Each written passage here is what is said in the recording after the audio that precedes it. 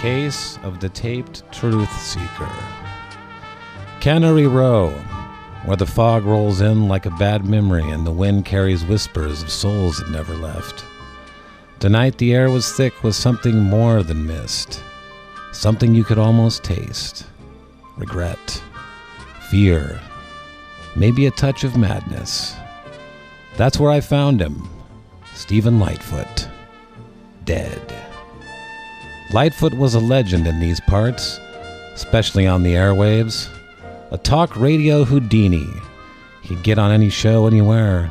Sometimes he'd change his voice. Other times he'd play along with whatever hot topic was buzzing at the moment. But like a magician pulling a rabbit out of a hat, he'd always bring it back to his favorite trick.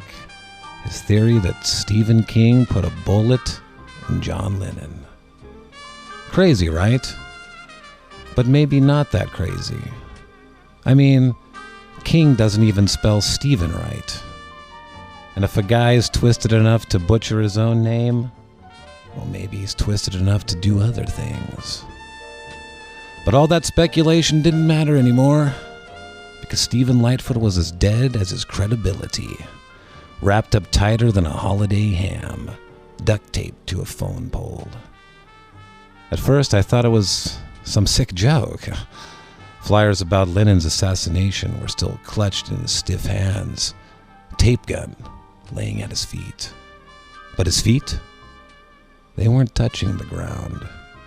Whoever did this had help, someone holding him up while another rolled the tape.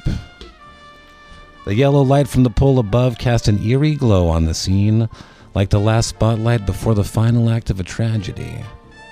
The wind whispered through the alley, carrying the mist like the restless spirits that haunt Cannery Row.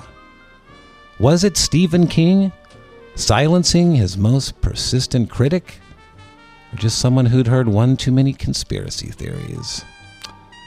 I took a drag from my Pall Mall cigarette, but it didn't settle my nerves.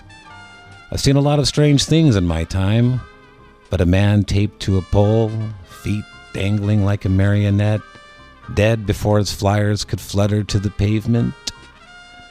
That's a new one, even for me.